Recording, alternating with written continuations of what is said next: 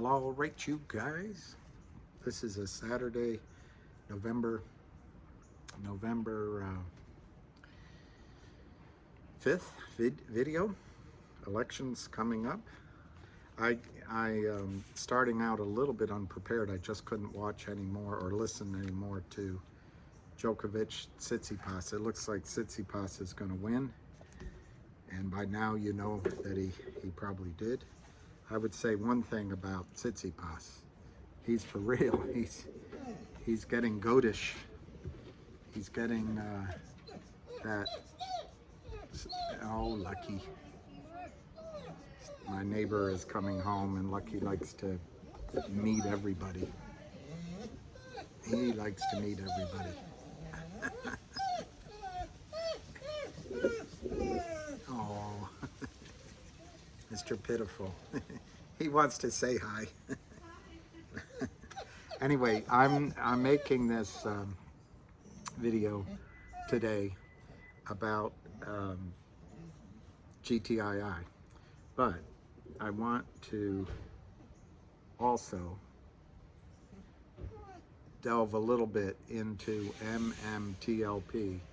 I received a update from a friend of mine, which is, and I'm trying to find it right now. I told you I hadn't quite prepared. I had to turn off the tension. God, Djokovic had two chances to break, one in the second set, one in the third, and he just couldn't do it. So I don't think he's going to win. And then it's 3-3 in the tiebreaker. I just couldn't watch anymore. Actually, it went to, yeah, 3-3 I think is right. Anyway, Tsitsipas had a mini break, and I just couldn't watch any longer. So anyway, I want to talk a little bit about MMTLP, not to distract you, but to show you,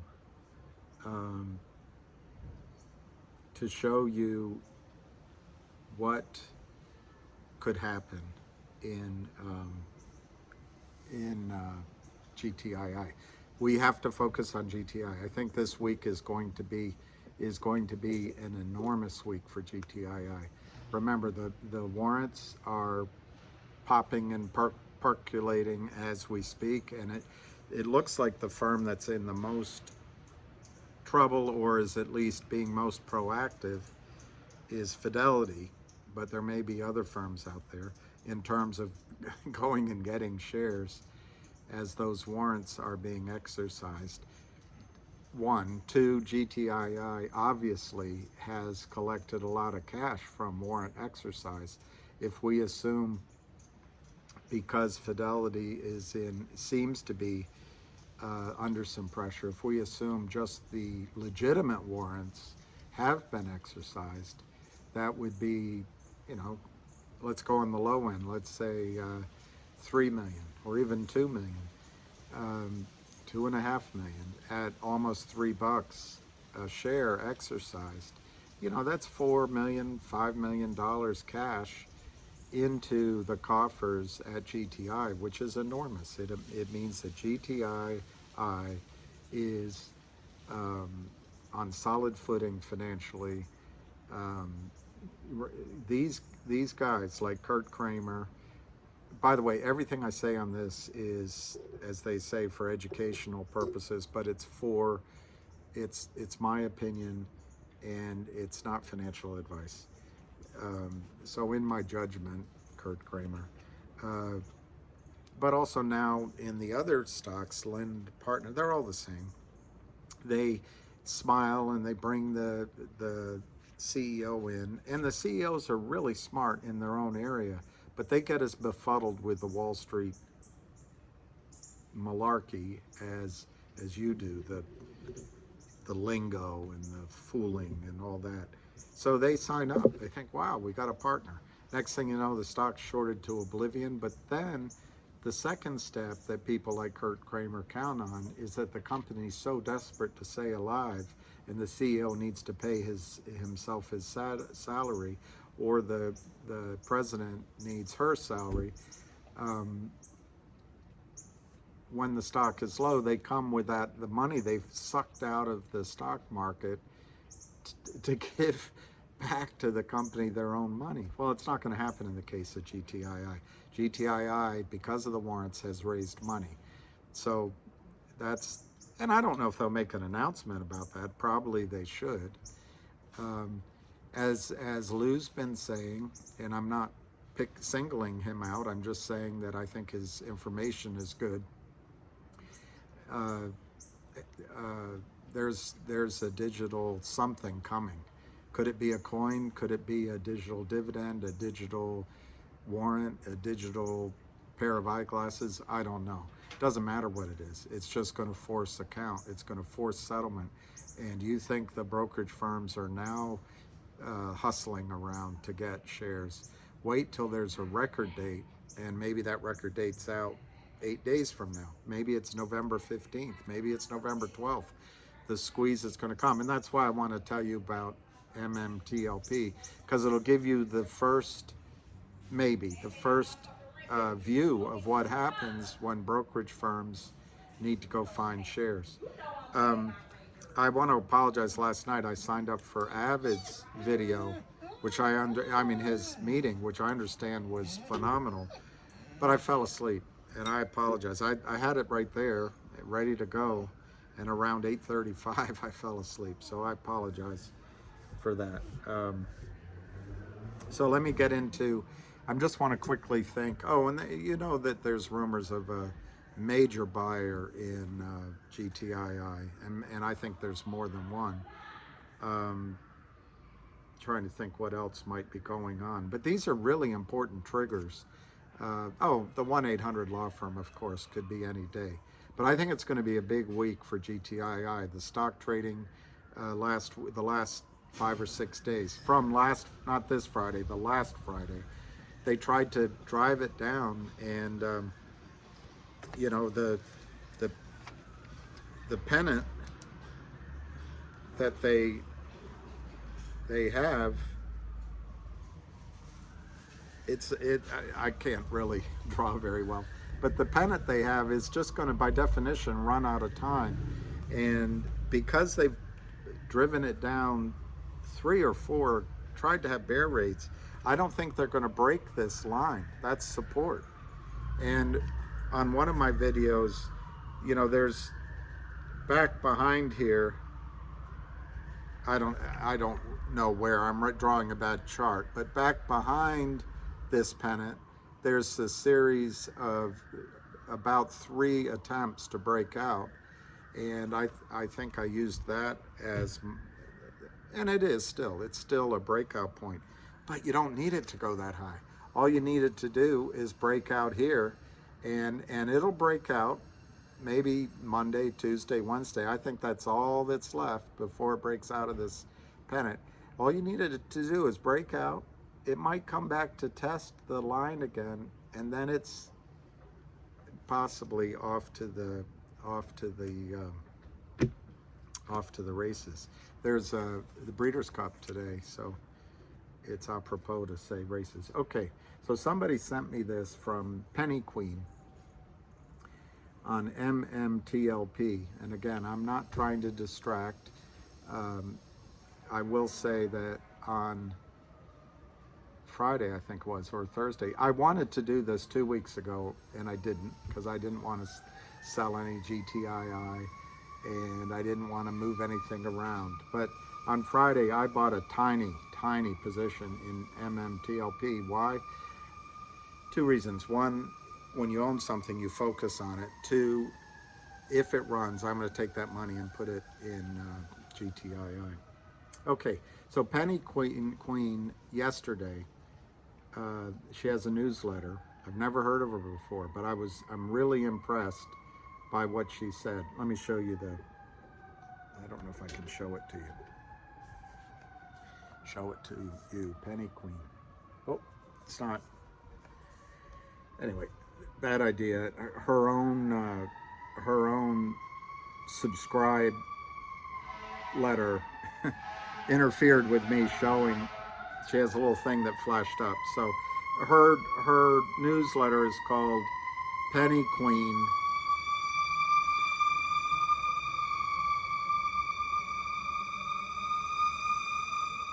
They're going to get donuts. It's a hurry to get donuts and coffee. So much of it. There's a police station right 3 blocks away. There's 2 hospitals, and there's a fire engine, whatever you call it, local fire engine, about 6 blocks away. So anything that happens. So I apologize for the sirens.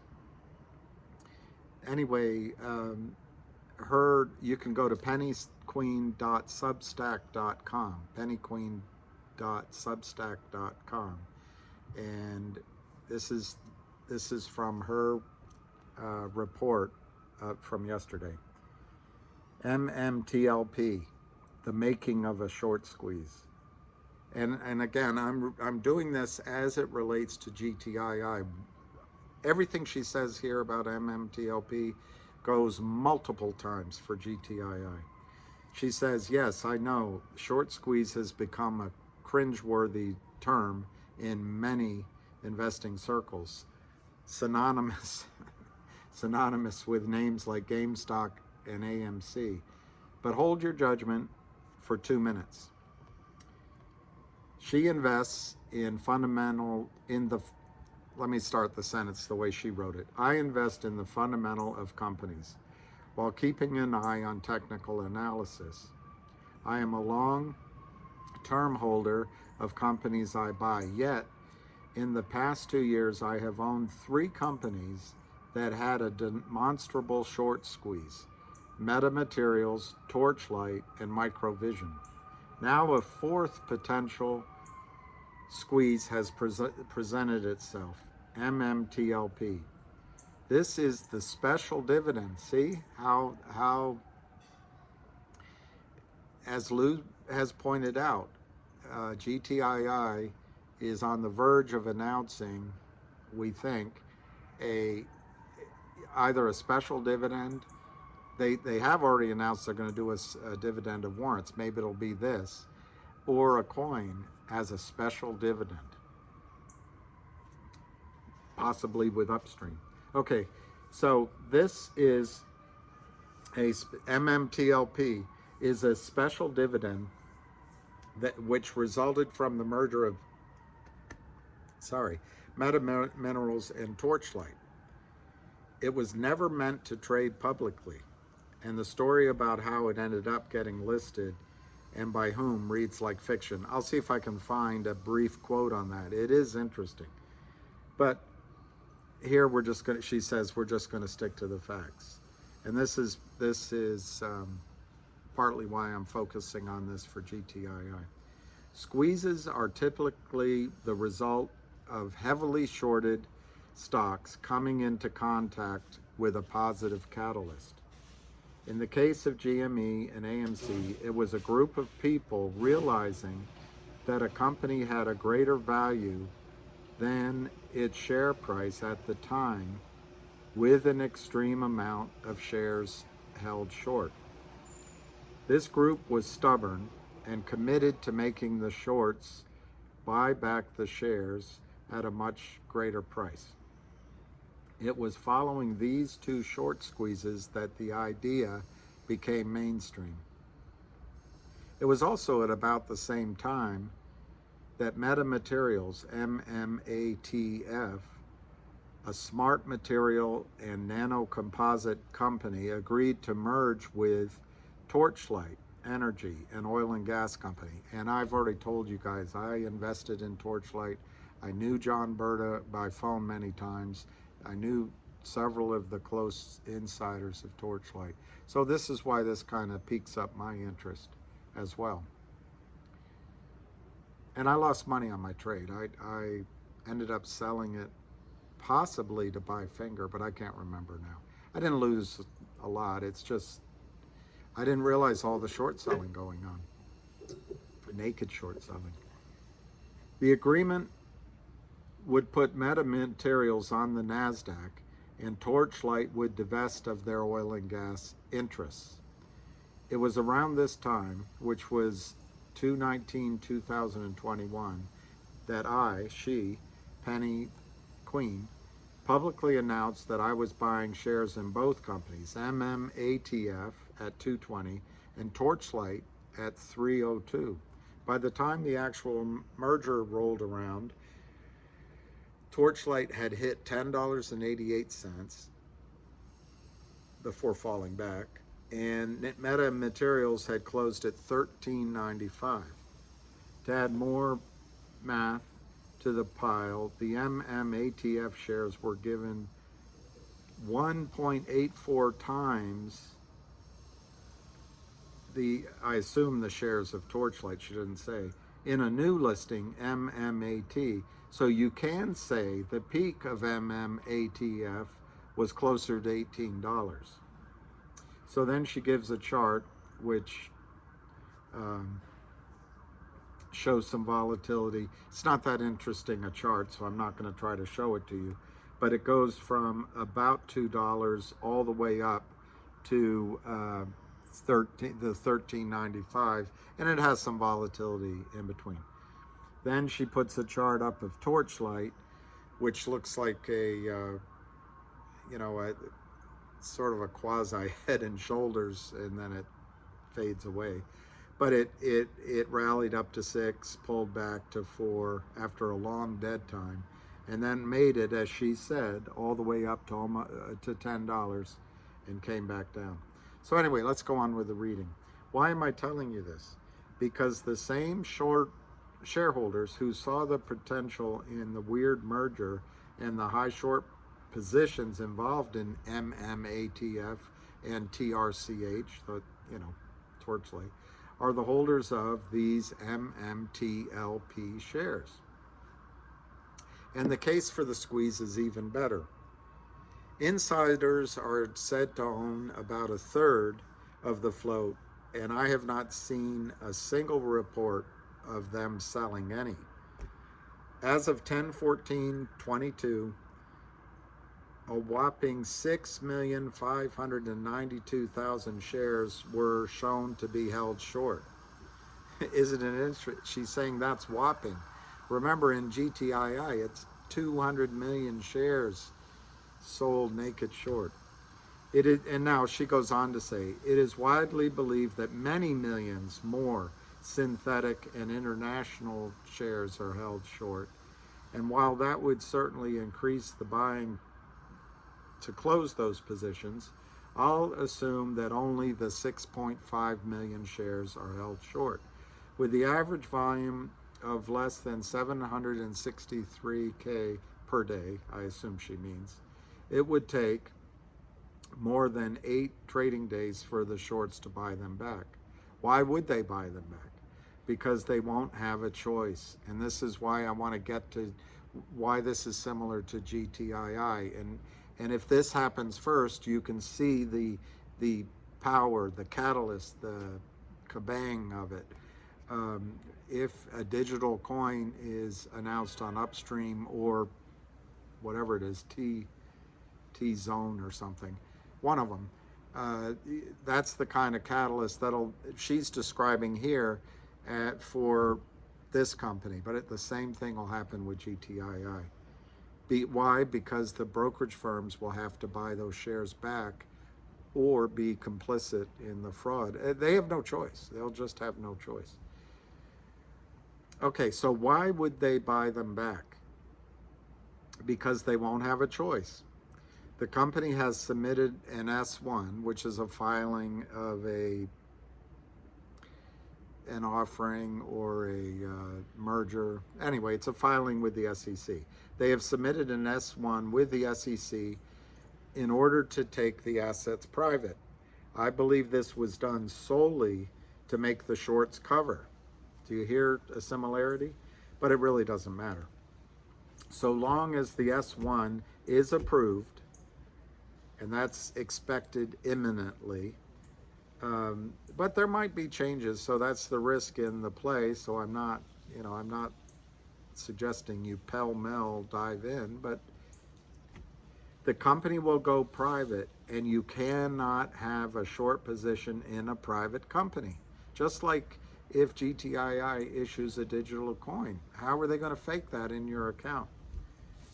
The brokerage should then force those positions closed, creating a lot of buy-side volume. Has this ever happened before, you ask? The best parallel that I can find is Overstock.com digital dividend. Back in April of 2020, the CEO felt that the company had been shorted well below its true value, and he orchestrated a plan to push out the shorts. Overstock was trading around $5. Does it sound like GTII? When they announced they would be giving out a digital dividend, does it sound like GTII? By August, so that was April of 2020, by August of 2020, it had peaked at $128 because no one could figure out how to short a digital dividend. Does it sound familiar? In the past month, trading on MMTLP has been volatile. So far, it has put in a high of 751, which I think happened yesterday, before a short. Oh, I see. Actually, she's talking about before a short report came out and pushed it to almost 350. Does that sound familiar? These bear attacks on GTII. I anticipate that there will be more short attacks, especially if, she wrote is, but she means if the S1 filed with the SEC needs another change for approval. That could always happen.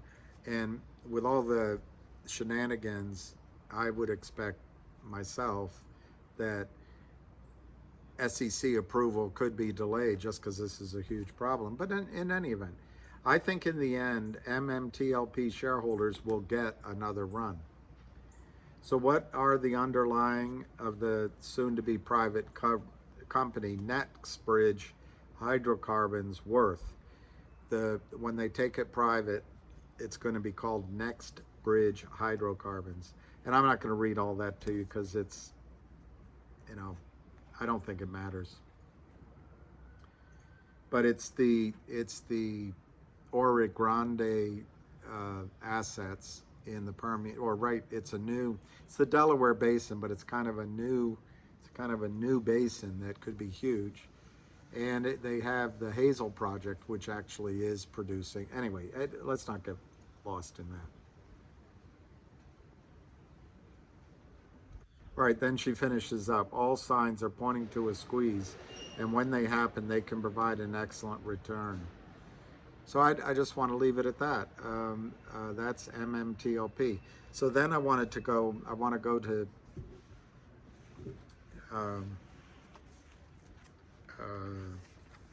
if I can find it, to GTII.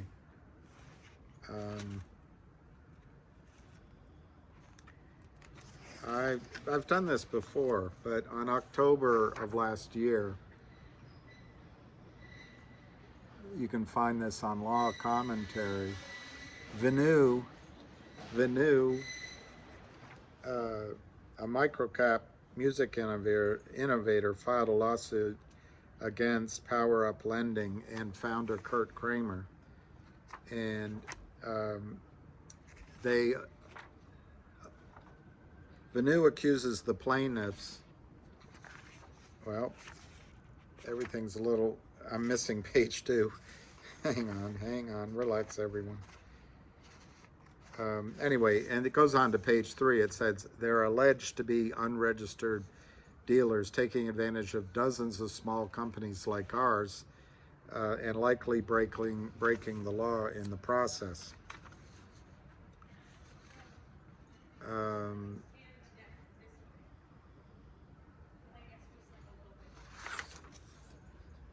Okay, sorry, page 2. Venu accuses the plaintiffs of breaking Securities and Exchange Commission laws, alleging they are a death spiral or toxic lender and unregistered securities dealer that sells convertible market adjustable securities to small public company businesses that are often struggling to raise capital. Over the past year, there has been an uptick in SEC enforcement actions against unregistered dealers. My sister would say who, but it says that provide toxic financing by purchasing toxic convertible notes from small public companies. The SEC has been stepping up its enforcement against entities and individuals who purchase convertible. That's, in other words, they create these and they give money to GTII, that's purchasing the note, and then sell that stock into the public markets.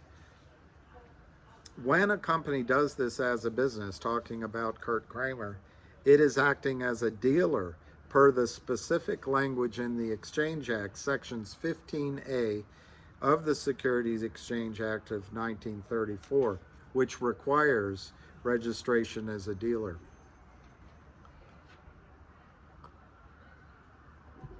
Vanu alleges Power Up Lending Group Limited and Kramer are indeed toxic lenders operating as unregistered dealers because their agreements included both specific provisions that usually result in securities transactions that harm small businesses and especially target penny stock market companies trading on the OTC.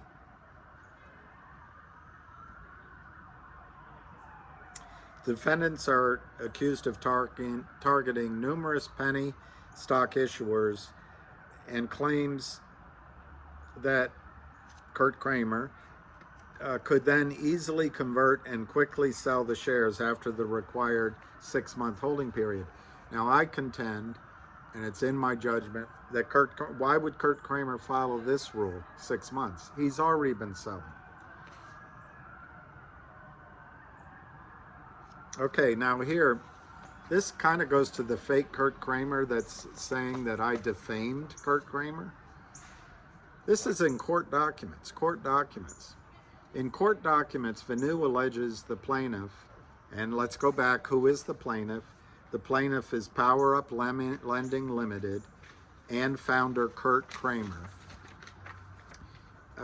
In court documents, Vanu alleges the plaintiff is a toxic lender and, quote, from at least 2015 through the present, Kramer and Power Up bought and sold billions with a B, billions of newly issued shares of microcap securities, i.e. penny stocks, and generated millions with an M, millions of dollars from those sales, but failed to comply with the mandatory dealer registration requirements of federal securities laws. The lawsuit states Power Up Lending from 2015 to 2021 engaged in more than, listen to this, 612 security transactions. Do you remember the Bill Clinton, Joe Biden, Hillary Clinton crime bill? 3 strikes, you're out.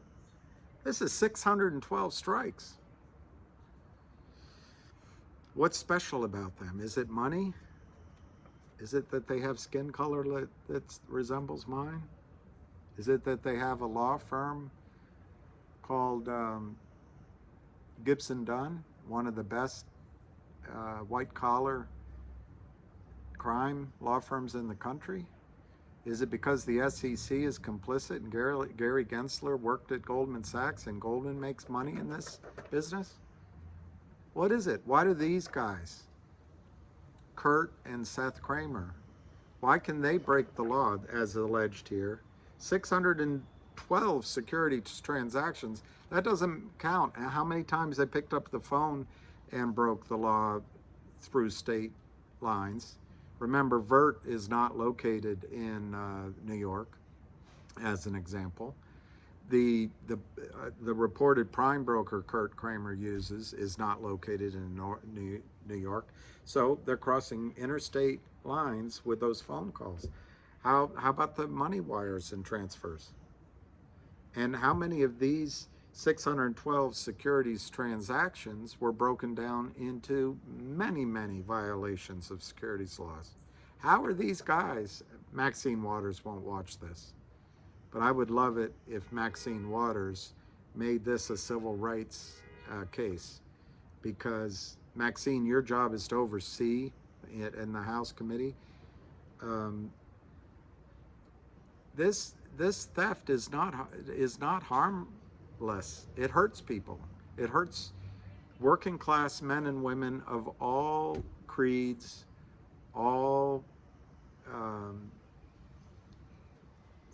I don't know what to say nowadays, genders, and of all races.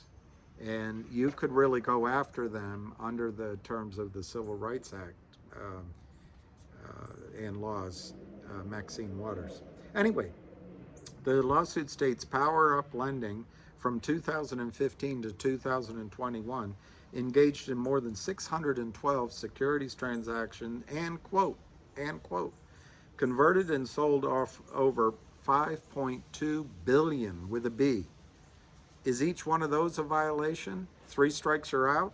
How about 5.2 billion strikes you're out?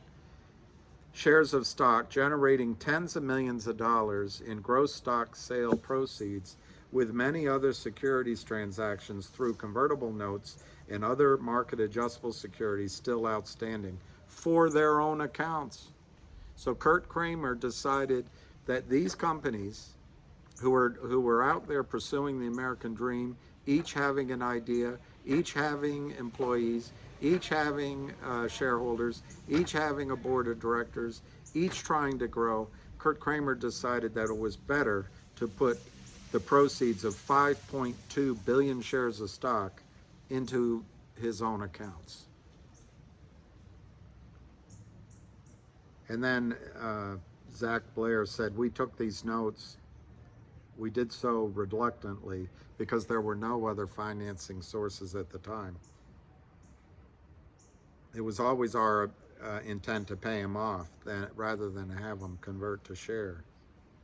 But it was only recently through SEC enforcement actions we learned, I'm paraphrasing, basically what was going on behind the scenes. All right, so that's the new lawsuit.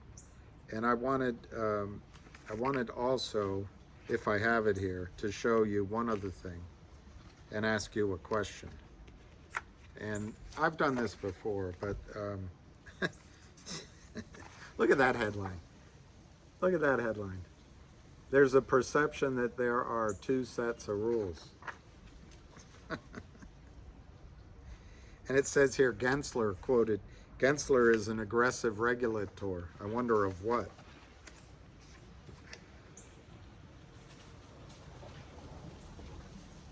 All right, so what I'm trying to find, that was quoted in this article in Business Week with Bill Huang.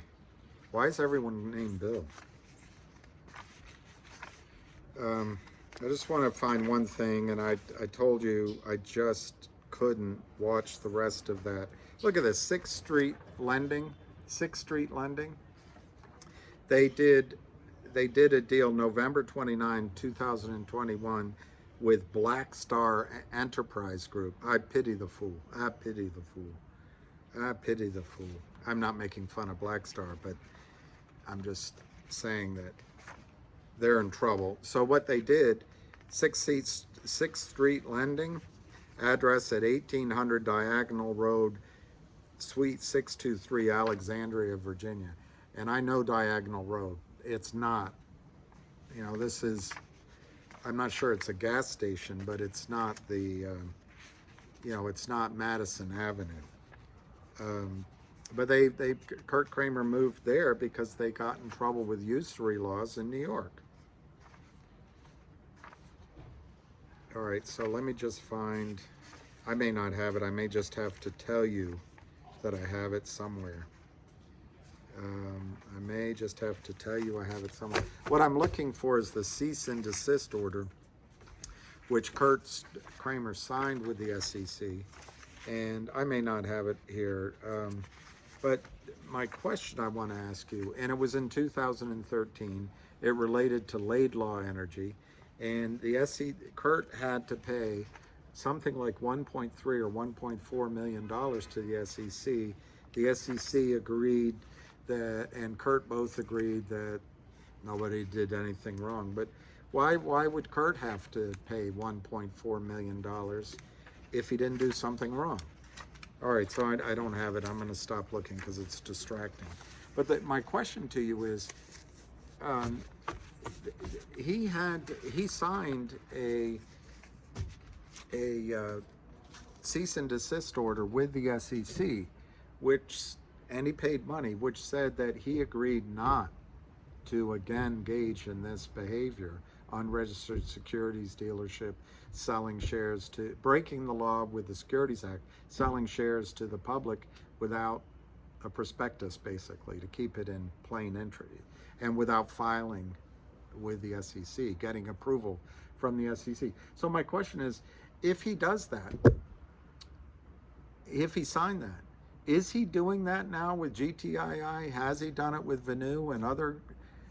Why doesn't Gary Gensler go after him for breaking his cease and desist order? My guess is one of the things that's going on with Gibson Dunn is they're trying to convince the SEC that Kurt Kramer, again, probably because you know, certain types of people get lawyers and never go to prison.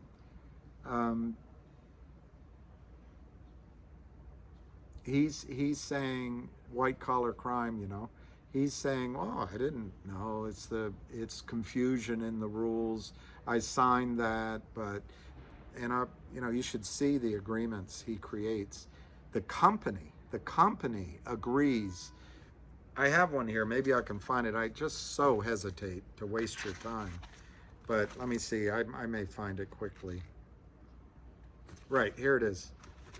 This is in the agreement that Kurt Kramer had between 6th Street Lending, Kurt Kramer's LLC, and Black Star Energy Group.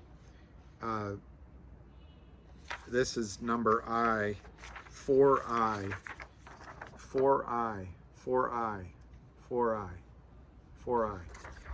It says the buyer is not a dealer. In other words, Kurt Kramer is buying the note.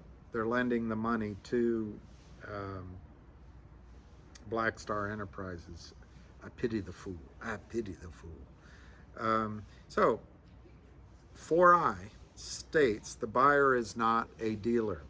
The buyer and the company hereby acknowledge and agree that the buyer has not acted as an underwriter. What does Black Ridge Enterprises know about securities laws? 2, acted as a market maker or a specialist. How does Black Star Enterprise know that? 3, acted as a de facto market maker. How is Black Star Enterprises, the CEO, an expert in securities law and securities law violations? Or 4, conducted any other professional market act? Of course, I'll agree with that. The Kramers do not conduct professional market activities. It's all unprofessional. Other professional market activities, such as providing investment advice. How do they know? Extending credit and lending securities in connection. Well, this is actually what this note is. And thus that the buyer is not a dealer, as such a term is defined in the 1934 Act. Kurt Kramer is putting in the document the rule that he's violating, and the rule that the act that he signed a cease and desist order not to do anymore.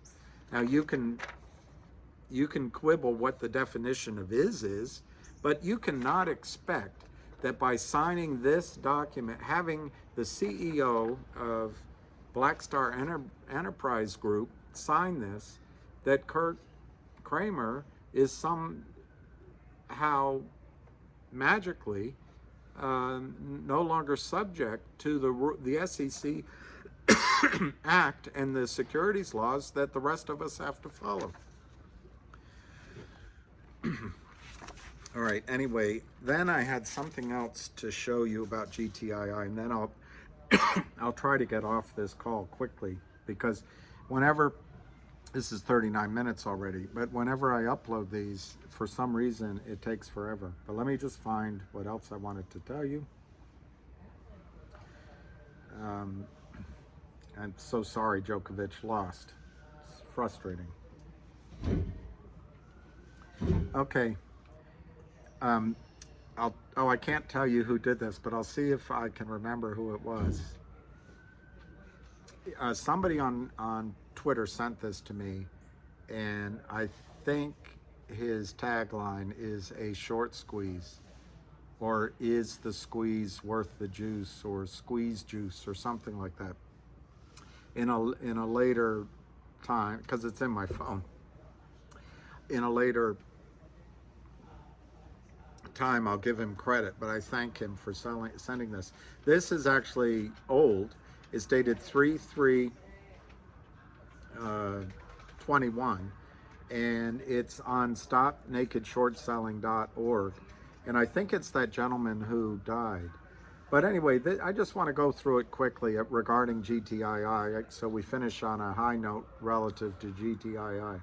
A naked short selling death spiral lending group exposed and trapped by a public company, GTII, this firm. Okay, so, and I gave you the date, didn't I? 3/3/21? Yeah. A naked short selling death spiral lending group exposed and trapped by a public company, GTII. Geneva Roth Holdings, Remark Holdings Inc., had their convertible debt retired and has no way to cover naked short position. And you can look up the press release. I'm going to try to finish this in the next 4 minutes, so that this is not the, it'll put you to sleep tonight, but it won't be a full hour, I hope. I should start sending you guys, you know how when you go to a shrink, bing, it's up at 50 minutes, and then you have to pay. maybe I should start sending you guys shrink money. Okay, now the rumor on the street that over the years a total, okay, this is partly why I want to read this. This is 3/3/21. Let me write that down so I can do the arithmetic. Now the rumor on the street is that over the years a total of 40 million shares have flooded the market of this tiny company, and in the last 20 trading days alone, here is the proof of 9 million sold. And he clicks to the same OTCshortreport.com that we always use. All the sign of these crooks doing whatever they can do to stop upside and huge margin calls by selling more each day. Yesterday, they sold another 288,000 out of a total volume of 512,000. Does it sound familiar, this modus operandi, this pattern of behavior? With the removal of the debt, they have no way to cover. This Geneva Roth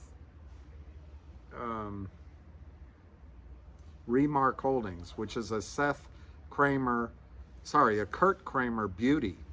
It's his LLC. Seth is involved. The note was paid off by GTII, as you know. So, with the removal of the debt, they have no way to cover but by buying the open market. He says, but by buying oil, the open market. That's why I stumbled. But by buying the shares in the open market. Try buying 40 million shares. The stock will be $100 fast. Look for them to walk away from the trade and file bankruptcy. This will lead to Wall Street prime brokers buying the stock in and cleaning up the mess. Some very bad players finally gone, and they do belong in jail. How many small caps have they destroyed and millions stolen? The more you look, the more bad things they have done. As you can see below, the names are all tied together, and it even leads to a brokerage firm in New York City, Vertical Group. The latest loophole in naked short selling is having direct access.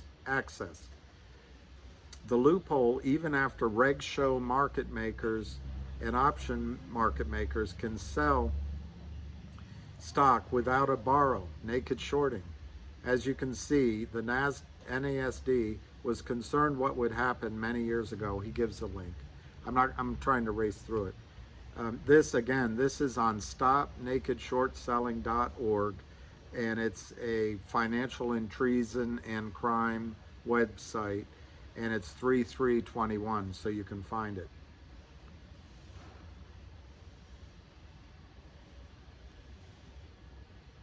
Naked Shorts need to partner with a brokerage firm, and everyone knows this, so our short needs a front.